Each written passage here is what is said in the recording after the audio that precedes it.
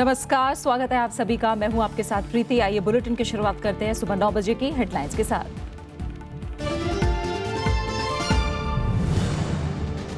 मसूद अजहर और उसके भाई अब्दुल रऊफ के खिलाफ रेड कॉर्नर नोटिस जारी।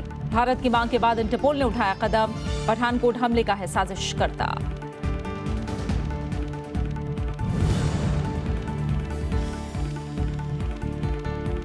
नक्शा विधेयक पर पाकिस्तान के रुख का भारत ने किया कड़ा विरोध। कहा आंतरिक मामलों में दूसरे पक्ष का हस्तक्षेप मंजूर नहीं। पाक ने संयुक्त राष्ट्र में दर्ज कराई थी शिकायत। एसबीआई के 5 सहयोगी बैंकों का होगा विलय। सरकार से मांगी मंजूरी। कर्मचारी संगठनों का विरोध। शुक्रवार को देशव्यापी हड़ताल की चेतावनी।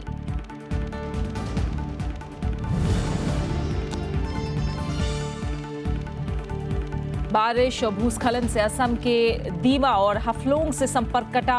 केरल के तटीय इलाकों में सैकड़ों घर तबाह। तमिलनाडु में अगले 2 दिन भारी बारिश की चेतावनी।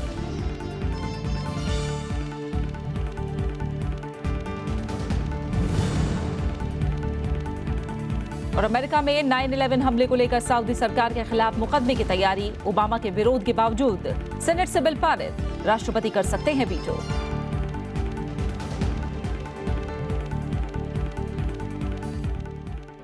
देश के नक्शे से जुड़े प्रस्तावित बिल के मामले में भारत ने पाकिस्तान की आपत्ति को सिरे से खारिज कर दिया है। विदेश मंत्रालय के प्रवक्ता विकास स्वरूप ने कहा कि अंतर्राष्ट्रीय समुदाय को बीच में लाने की पाकिस्तान की कोशिश को भारत मजबूती से नकारता है। इस बीच इंटरपोल ने पठानकोट आतंकी हमले को लेकर जैश सरगना मसूद अजहर और उसके भाई के खिलाफ रेड कॉर्नर नोटिस जारी किया है। मानचित्र से संबंधित विधेयक के मसौदे को लेकर पाकिस्तान की तरफ से संयुक्त राष्ट्र के दखल की मांग पर भारत ने कड़ी प्रतिक्रिया दी है। केंद्रीय गृह राज्य मंत्री किरण रिजिजू ने पाकिस्तान के एतराज को खारिज कर दिया। उन्होंने कहा कि ये भारत सरकार की जिम्मेदारी है कि देश का नक्शा सही ढंग से पेश किया जाना चाहिए। भारतीय विदेश मंत्रालय ने प्रस्तावित बिल को भारत का आंतरिक विधायी मामला बताया। साथ ही कहा कि इस मामले में पाकिस्तान या किसी और देश को दखल का अधिकार नहीं है। प्रस्तावित विधेयक भारत का पूर्णतः आंतरिक विधायी मामला है, क्योंकि समूचा जम्मू और कश्मीर राज्य भारत का अभिन्न अंग है। पाकिस्तान तथा अन्य किसी पक्ष का इस विषय में हस्तक्षेप करने का कोई अधिकार नहीं है। भारत सरकार इस मामले को पाकिस्तान द्वारा अंतर्राष्ट्रीय समुदाय के समक्ष बार बार और लगातार उठाए जाने के प्रयासों को दृढ़तापूर्वक नकारती है, क्योंकि भारत इस मामले को पाकिस्तान के साथ द्विपक्षीय वार्ता के जरिए सुलझाने के लिए हमेशा तैयार रहा है। प्रस्तावित विधेयक में भारत के मानचित्र में भूभाग को गलत तरीके से दिखाने पर 7 साल की जेल की सजा और 100 करोड़ रुपए जुर्माने का प्रावधान किया गया है। उधर इंटरपोल ने पठानकोट हमले के मामले में जैश सरगना मसूद अजहर और उसके भाई अब्दुल रऊफ के खिलाफ ताज़ा रेड कॉर्नर नोटिस जारी किया है। दोनों के खिलाफ NIA के गैर जमानती वारंट हासिल करने के बाद इंटरपोल ने ये कदम उठाया। राज्यसभा टीवी से खास बातचीत में केंद्रीय गृह राज्य मंत्री किरण रिजिजू ने इसे सकारात्मक कदम बताया है। The international body, the Interpol, they all are understanding the issues and the concerns raised by India. So definitely it's a positive thing. इस बीच पठानकोट हमले की जांच में प्रगति की समीक्षा के लिए NIA टीम के पाकिस्तान दौरे को लेकर भारत को अभी भी पाकिस्तान से जवाब मिलने का इंतजार है। Bureau report, Rajya Sabha TV. Congress के वरिष्ठ नेता दिग्विजय सिंह ने अगस्ता वेस्टलैंड मामले में प्रधानमंत्री नरेंद्र मोदी पर नेहरू गांधी परिवार की छवि धूमिल करने का आरोप लगाया है। कल हैदराबाद में मीडिया को संबोधित करते हुए उन्होंने कहा कि प्रधानमंत्री जानबूझकर इस मामले में नेहरू गांधी परिवार का नाम शामिल करने की कोशिश कर रहे हैं।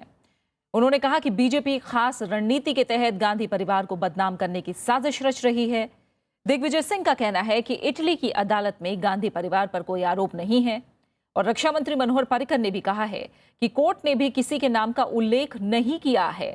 इस मामले में NDA सरकार बनने के बाद जांच में हो रही देरी पर भी उन्होंने सवाल खड़े किए। कहीं भी इटली के अदालत में नेहरू गांधी परिवार के ऊपर कोई चार्ज नहीं है। ये खुद मनोहर पर्रिकर रक्षा मंत्री जी ने पार्लियामेंट में कहा है कि इसमें किसी का नाम नहीं है, लेकिन नरेंद्र मोदी जी अपने भाषणों में नेहरू गांधी परिवार के ऊपर इटली कोर्ट के कुछ आदेश में उनका नाम लिखने का उल्लेख करते हैं, जो कि अपने आप में गलत है। केवल नेहरू गांधी परिवार को बदनाम करने की नीयत से किया जा रहा है। सार्वजनिक क्षेत्र के शीर्ष बैंक भारतीय स्टेट बैंक ने अपने 5 सहयोगी बैंकों के विलय का प्रस्ताव तैयार कर लिया है। साथ ही नवगठित भारतीय महिला बैंक के खुद में विलय के लिए भी सरकार से अनुमति मांगी है।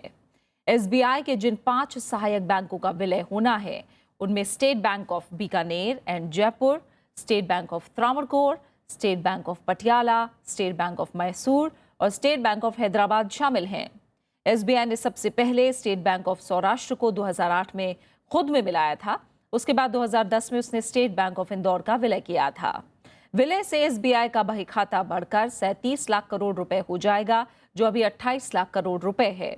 एसबीआई के इस कदम का बैंक यूनियनों ने विरोध किया है। कर्मचारी संगठनों ने एसबीआई के इस फैसले के खिलाफ शुक्रवार को देशव्यापी हड़ताल पर जाने की चेतावनी दी है। बीजेपी नेता सुब्रमण्यम स्वामी ने रिजर्व बैंक के गवर्नर रघुराम राजन को तुरंत बर्खास्त करने की मांग की है। उन्होंने प्रधानमंत्री को चिट्ठी लिखकर आरोप लगाया कि राजन पूरी तरह भारतीय नहीं हैं, क्योंकि उनके पास अमेरिका का ग्रीन कार्ड है। कांग्रेस इसे सुब्रमण्यम स्वामी की हताशा बता रही है। राज्यसभा सांसद सुब्रमण्यम स्वामी की ये चिट्ठी रिजर्व बैंक के गवर्नर रघुराम राजन के खिलाफ है। स्वामी ने आरोप लगाया है कि बेरोजगारी और आर्थिक सुस्ती के लिए सरकार नहीं बल्कि आरबीआई गवर्नर जिम्मेदार हैं। Economy has been not performing in a way where it affects the masses, which means lowering of retail prices, which is not taking place. It's lowered the wholesale prices because people are going out of business, and at the same time there is no increase in employment. There is in fact a decrease in employment. विपक्षी कांग्रेस का कहना है कि स्वामी की कोशिश cabinet मंत्री बनने की है। जब एक कैबिनेट रीशफल की बात होता है और उनको लगता है कि टारगेट आरबीआई गवर्नर पर करें, इरादा तो उनको टारगेटिंग प्रैक्टिस में टारगेट तो अरुण जेटली जी है और मकसद भी वही है कि फाइनेंस मिनिस्टर बने। रघुराम राजन ज्वलंत मुद्दों पर बेबाकी से अपनी राय रखने के लिए जाने जाते हैं। उन्होंने जीडीपी गणना के नए तरीकों पर भी सवाल उठाया था। वित्त मंत्री अरुण जेटली ने सोमवार को इस विवाद में पड़ने से इनकार कर दिया था। Finance Ministry and the RBI are concerned. There is an institutional relationship between the two. It's a very mature relationship. Raghuram Rajan सितंबर 2013 में रिजर्व बैंक के गवर्नर बने थे। तब महंगाई दर 10% से ऊपर और डॉलर के मुकाबले रुपया लगातार कमजोर हो रहा था। आज महंगाई दर स्थिर है। वित्त मंत्रालय के दबाव के बावजूद राजन ने ब्याज दरों में कटौती नहीं की। महंगाई काबू में आने के बाद पिछले साल से ही ब्याज दरों में कमी शुरू की गई। राजन का कार्यकाल सितंबर में खत्म हो रहा है। कृति मिश्रा, राज्यसभा टीवी।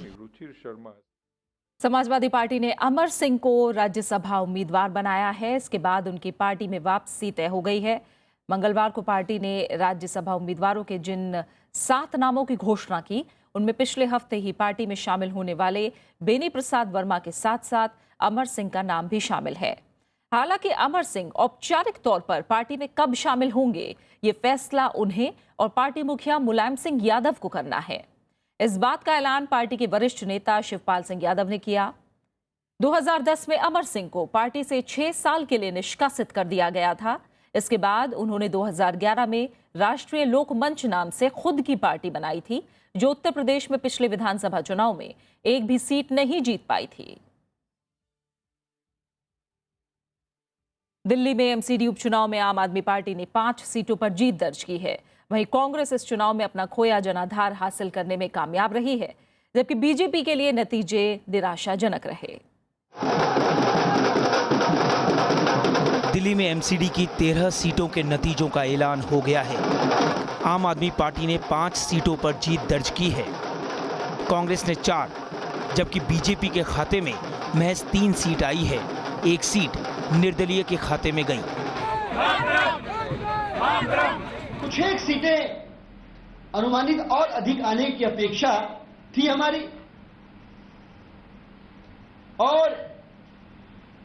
इसके लिए आम आदमी पार्टी अपने जिन विधानसभाओं के वार्डों में ये चुनाव हुए हैं वहां के विधायक साथियों के साथ संवाद करेगी।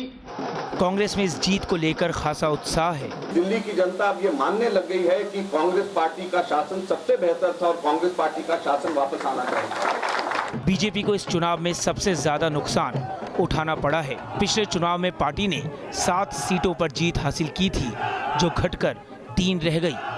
35% वोट लेकर के भारतीय जनता पार्टी को सर्वाधिक मत मिले हैं और आम आदमी पार्टी, जिसे विधानसभा चुनाव में 52% मत मिले थे, आज वो 30% से भी नीचे 29% पे जाके सिमट गई है। हालांकि वोट फीसदी के मामले में बीजेपी 34% वोट लेकर पहले नंबर पर रही। आपको करीब 30% लोगों ने वोट दिया। वहीं कांग्रेस को 25% के आसपास वोट मिले हैं। अनु दीवान और नवविक्रम सिंह के साथ प्रणव गोस्वामी, राज्यसभा टीवी। 5 राज्यों के विधानसभा चुनाव के लिए कल होने वाली मतगणना को लेकर तैयारियां पूरी हो गई हैं। चुनाव आयोग ने इसके लिए खास इंतजाम किए हैं। सभी मतगणना केंद्रों पर पर्याप्त संख्या में सुरक्षा बलों को तैनात किया गया है। वोटों की गिनती सुबह 8 बजे से शुरू हो जाएगी। पश्चिम बंगाल में कोलकाता समेत 90 अलग अलग जगहों पर वोटों की गिनती की व्यवस्था की गई है। साथ ही असम, तमिलनाडु, पुदुचेरी और केरल में हर विधानसभा सीट के लिए एक मतगणना पर्यवेक्षक नियुक्त किया गया है। असम, पश्चिम बंगाल, तमिलनाडु, केरल और पुदुचेरी में अब सबकी निगाहें कल यानी 19 मई को आने वाले नतीजों पर हैं। राज्यसभा टीवी ने मतगणना के लिए खास तैयारियां की हैं, जिसका प्रसारण गुरुवार सुबह 7 बजे से शुरू होगा और दिन भर राज्यसभा टीवी आप तक पल पल की खबर पहुंचाएगा। 5 राज्यों में हुए चुनाव की शानदार कवरेज के बाद अब बारी है सटीक नतीजों की। राज्यसभा टीवी एक बार फिर आपको देगा हर राज्य के चुनाव नतीजों से जुड़ी खबर दिन भर लगातार। मतदान केंद्रों पर हमारे संवाददाता मौजूद रहेंगे। कोलकाता, गुवाहाटी, चेन्नई, तिरुवनंतपुरम, पुदुचेरी, हर जगह होगा राज्यसभा टीवी। असम में किसके हैं आसार, किसे मिलेगी मात और कौन बनाएगा सरकार? तमिलनाडु का क्या होगा परिणाम? जयललिता बनाएंगे इतिहास या करुणानिधि बनाएंगे सरकार? क्या एक बार फिर रहेगी यूडीएफ की सत्ता बरकरार या एलडीएफ को मिलेगा जनादेश? क्या होगा इस बार? क्या रंगास्वामी फिर से बनेंगे मुख्यमंत्री या कांग्रेस बनाएगी सरकार? और क्या बढ़ेगा बीजेपी का जनाधार? पुडुचेरी से देखिए पल पल की खबर। सुबह 7 बजे से राज्यसभा टीवी पर यह खास पेशकश जारी रहेगी गुरुवार को दिन भर। हमारे साथ आप देख सकेंगे सबसे सटीक नतीजे, जिनका विश्लेषण करेंगे मशहूर राजनीतिक जानकार।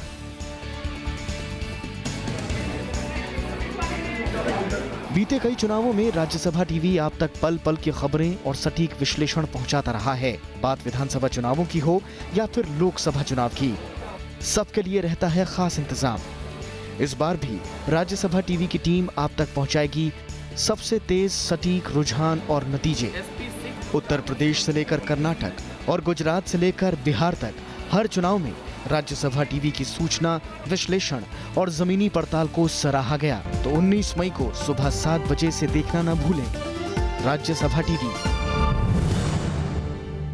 और आप बने रहे हमारे साथ, हम लौट रहे हैं एक छोटे से ब्रेक के बाद।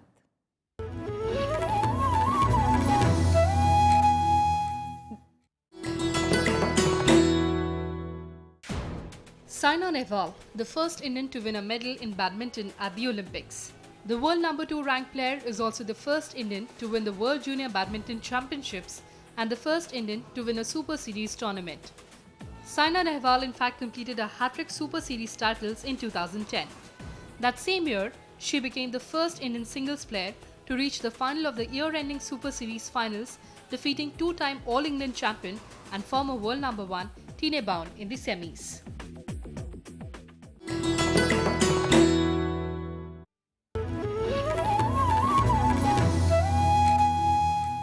नई राष्ट्रीय महिला नीति के मसौदे में सामाजिक और राजनीतिक क्षेत्र में महिलाओं की भागीदारी बढ़ाने पर जोर दिया गया है। मंगलवार को जारी ड्राफ्ट में महिलाओं को आर्थिक रूप से मजबूत बनाने का लक्ष्य रखा गया है। 15 साल बाद आ रही नई पॉलिसी में अकेली तलाकशुदा और विधवा महिलाओं की सुरक्षा और बेहतरी की बात कही गई है। केंद्रीय महिला और बाल विकास मंत्री मेनका गांधी ने मंगलवार को नई राष्ट्रीय महिला नीति का मसौदा जारी किया। इसका मकसद महिलाओं के लिए एक ऐसा तंत्र विकसित करना है जिससे महिलाओं को समान अधिकार और मौके मुहैया कराए जा सकें। This policy is coming after 15 years, and in these 15 years, many things have changed. And the most important thing that has changed is women's attitudes towards themselves. as little as 15 years ago, we were happy to take what we got. Now we demand better things. The most important part of the policy is that it's shifted from just welfare to welfare with a heavy dose of rights. नई नीति में महिलाओं की शिक्षा पर विशेष जोर दिया गया है। आंगनवाड़ी से कॉलेज और दूरस्थ शिक्षा तक उनकी आसान पहुंच पर जोर दिया गया है। साथ ही महिलाओं को बेहतर स्वास्थ्य सेवाओं के साथ खाद्य सुरक्षा और पोषण मुहैया कराने की बात कही गई है।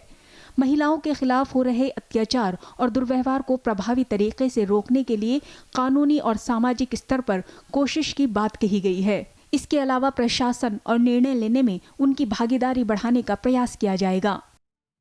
Even have places in UP and Bihar and Rajasthan that are called Pradhan Patis or Sarpanch Patis. And this is an illegal thing, but it's become par for the course. And officials and VIPs deal only with Pradhan Patis.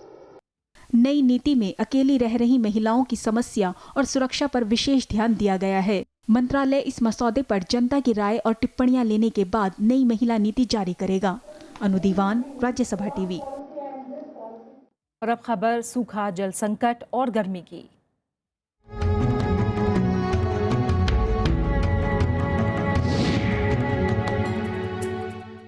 Chhattisgarh ने सूखे और जल संकट से निपटने के लिए केंद्र से 54,000 करोड़ रुपए की मांग की है।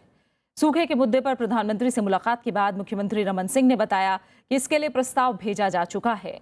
तो आंध्र प्रदेश के मुख्यमंत्री ने प्रधानमंत्री के साथ मुलाकात में विशेष राज्य का दर्जा और विशेष पैकेज का मुद्दा उठाया। उधर सूखे से निपटने को लेकर बीजेडी ने केंद्र पर ओडिशा की उपेक्षा करने का आरोप लगाया है। प्रधानमंत्री नरेंद्र मोदी ने कल छत्तीसगढ़ और आंध्र प्रदेश में सूखे और जल संकट की स्थिति के बारे में प्रदेश के मुख्यमंत्रियों के साथ उच्च स्तरीय बैठक की। इस दौरान छत्तीसगढ़ के मुख्यमंत्री रमन सिंह ने जल संरक्षण के लिए उठाए गए कदमों की जानकारी दी। तो प्रधानमंत्री फसल बीमा योजना के तहत राज्य सरकार के कार्यों की प्रधानमंत्री ने सराहना की। रमन सिंह ने सिंचाई और जल संकट की भावी चुनौतियों से निपटने के लिए केंद्र से 54,000 करोड़ रुपए के विशेष पैकेज की मांग भी की।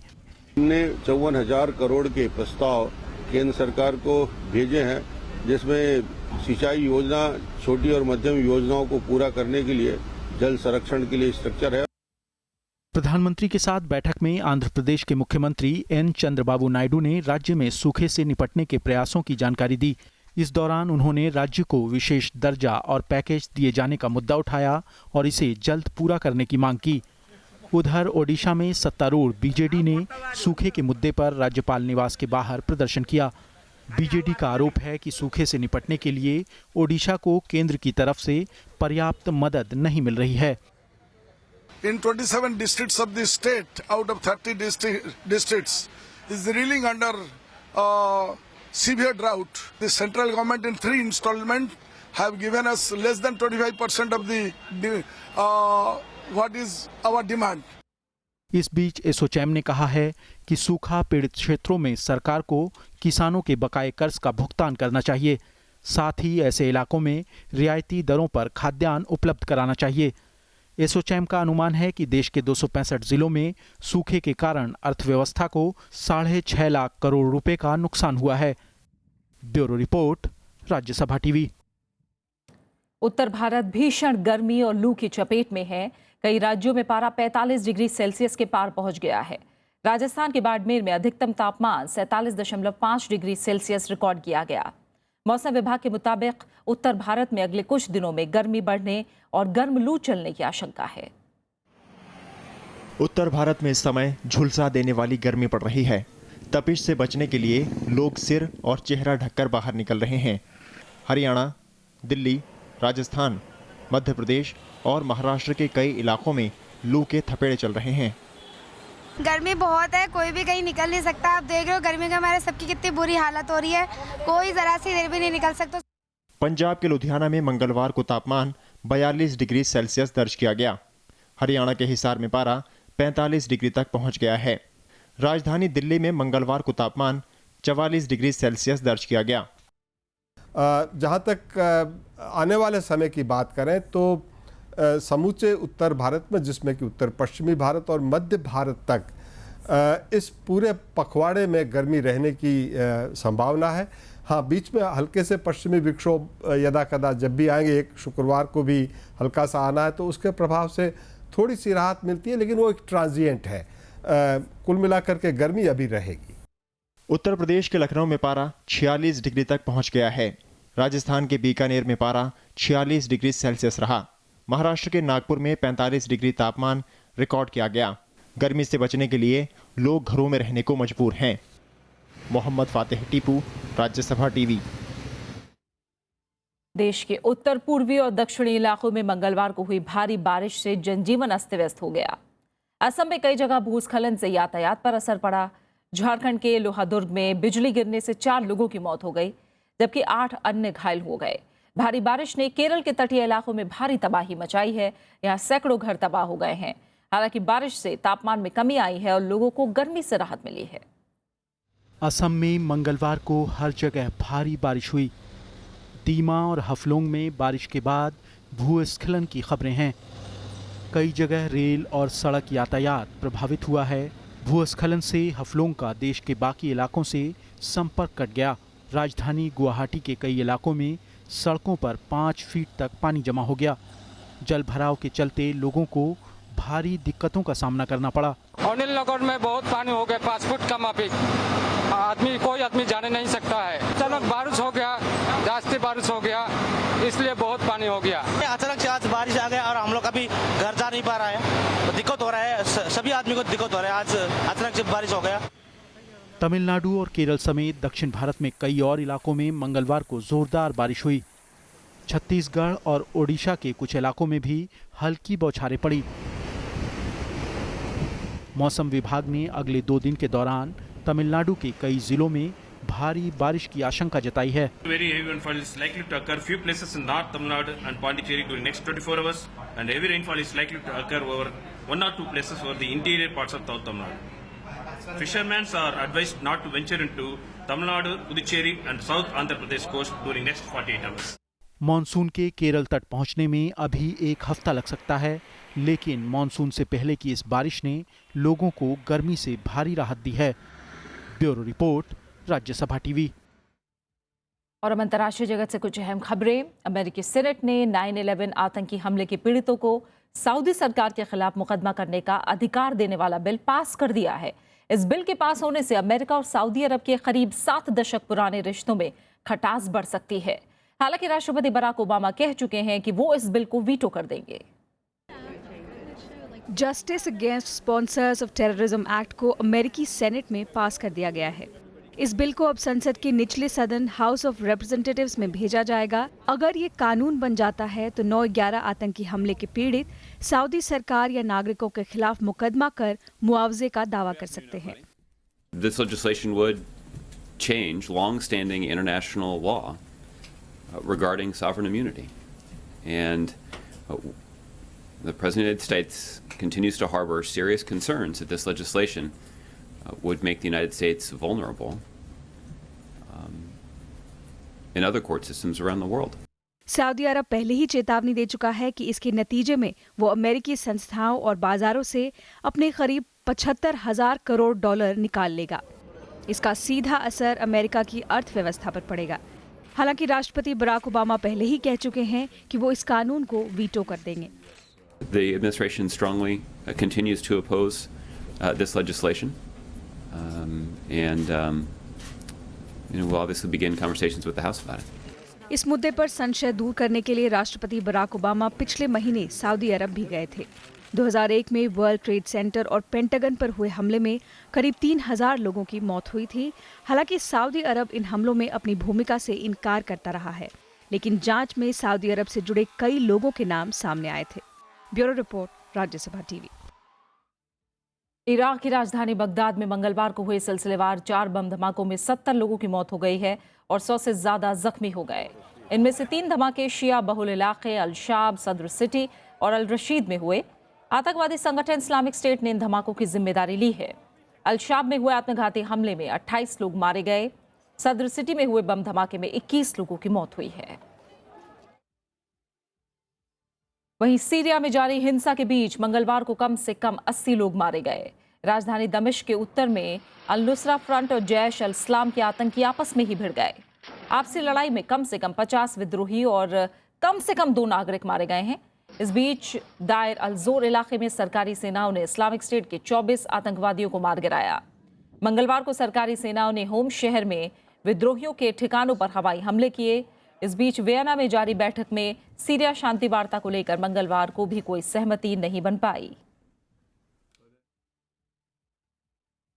There is leverage in the fact that this war will not end for him or for his people without a political settlement. Everybody understands that. That is why the International Syria Support Group came together in the first place. That is why we have the cessation of hostilities we have.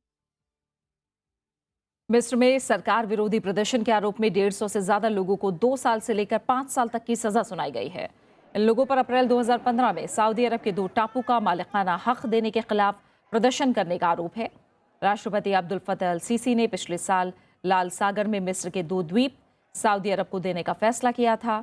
अदालत ने राजद्रोह के आरोप में 51 लोगों को 2 साल और 101 लोगों को 5 साल की सजा सुनाई है। और अब आखिर में हेडलाइंस पर एक नजर। मसूद अजहर और उसके भाई अब्दुल रऊफ के खिलाफ रेड कॉर्नर नोटिस जारी। भारत की मांग के बाद इंटरपोल ने उठाया कदम।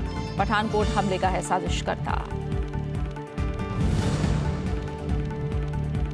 नक्शा विधेयक पर पाकिस्तान के रुख का भारत ने किया कड़ा विरोध। कहा आंतरिक मामलों में दूसरे पक्ष का हस्तक्षेप मंजूर नहीं। पाक ने संयुक्त राष्ट्र में दर्ज कराई थी शिकायत। एसबीआई के 5 सहयोगी बैंकों का होगा विलय। सरकार से मांगी मंजूरी। कर्मचारी संगठनों का विरोध। शुक्रवार को देशव्यापी हड़ताल की चेतावनी। बारिश और भूस्खलन से असम के दीमा और हफलोंग से संपर्क कटा। केरल के तटीय इलाकों में सैकड़ों घर तबाह। तमिलनाडु में अगले 2 दिन भारी बारिश की चेतावनी।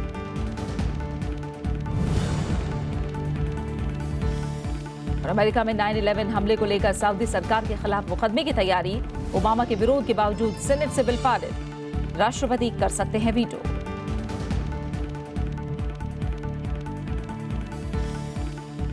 और फिलहाल इस बुलेटिन में इतना ही। आगे आप देख सकते हैं कलर्स ऑफ इंडिया।